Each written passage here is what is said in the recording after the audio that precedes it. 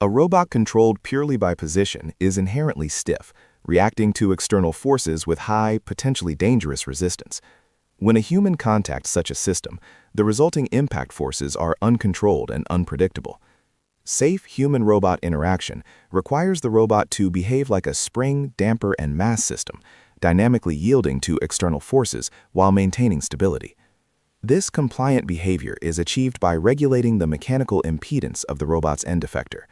Impedance is defined as the ratio of force input to motion output, fundamentally describing how the robot resists or accepts physical contact. We must shift the control paradigm from tracking a rigid trajectory to defining a desired dynamic relationship with the environment. Mechanical impedance is mathematically modeled by the second-order mass spring damper system. The desired interaction dynamics are defined by three key parameters: desired mass, desired damping, and desired stiffness. Desired mass dictates the inertia the robot exhibits during interaction, influencing its response to sudden impacts. Desired damping dissipates energy, crucial for stability and preventing oscillations during contact. Desired stiffness determines the positional error resulting from a sustained external force. By tuning these three parameters, the robot's apparent physical properties are customized for specific tasks, such as high damping for smooth collaboration or high stiffness for precise tool manipulation. The core of impedance control is the calculation of the required corrective force based on the measured interaction force and the deviation from the desired trajectory. The control law dictates that the measured external force must equal the force generated by the desired dynamic system. This relationship is expressed as the desired mass multiplied by the acceleration error, plus the desired damping multiplied by the velocity error, plus the desired stiffness multiplied by the position error. The control system uses the measured interaction force to calculate a desired acceleration. This desired acceleration is then fed into the robot's inner control loop, typically a torque or position controller, to generate the necessary motor commands. Impedance control is typically implemented as an outer loop strategy layered over an inner, high-bandwidth controller. The outer loop processes the force sensor data and calculates the required corrective motion or force. If the inner loop is a torque controller, the impedance controller directly outputs the required corrective torque. If the inner loop is a position controller, the impedance controller outputs a desired position offset, effectively modifying the trajectory based on contact. Torque-based implementation offers superior fidelity and bandwidth for compliant interaction, as it bypasses the inherent stiffness of position control. However, it requires accurate torque sensing or estimation at the joints. Impedance control and admittance control are dual concepts describing the same dynamic relationship, but they differ in implementation structure.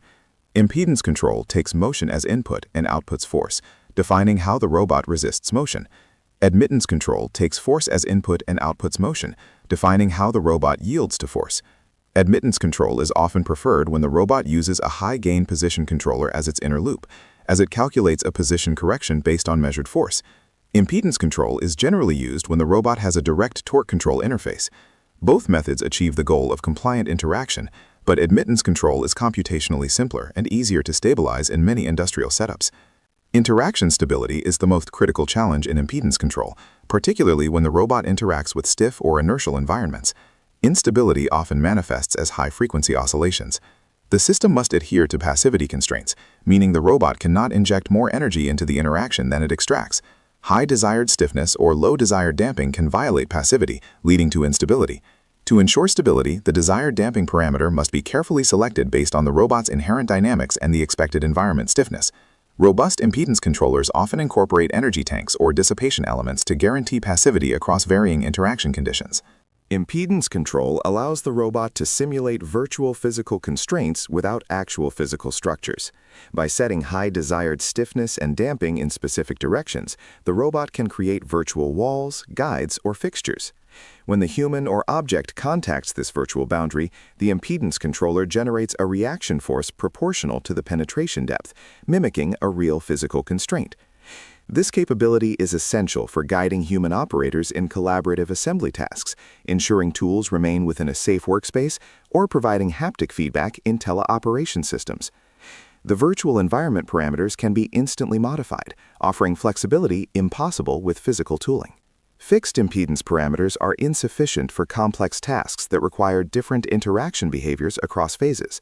Variable impedance control dynamically adjusts the desired mass, damping, and stiffness based on the task state, environment, or measured interaction force. For instance, during free motion, stiffness can be low for safety, but upon contact with a workpiece, stiffness increases to ensure precision. In physical human-robot collaboration, the robot might exhibit low stiffness when the human is leading the motion, but high stiffness when the robot needs to maintain a specific trajectory. Learning algorithms are increasingly used to optimize these variable impedance profiles based on demonstrated human behavior. Impedance control is the enabling technology for collaborative robots, or cobots, designed to share a workspace with humans without safety cages. The compliant nature of impedance control ensures that if accidental contact occurs, the resulting force is limited and harmless. In physical rehabilitation, impedance control is used to provide adjustable assistance. A physical therapy robot can simulate a low-stiffness environment to encourage patient movement, or provide high damping to stabilize tremors. The ability to precisely define the dynamic relationship between the robot and the human makes impedance control indispensable for physical assistance and shared control scenarios. The future of impedance control focuses on high-fidelity interaction and autonomous parameter tuning. Current research explores how robots can learn optimal impedance parameters directly from human demonstrations or through reinforcement learning. Learning systems allow the robot to adapt its compliance based on the specific human partner's strength, intent, and fatigue level, moving beyond predefined fixed or scheduled variable profiles.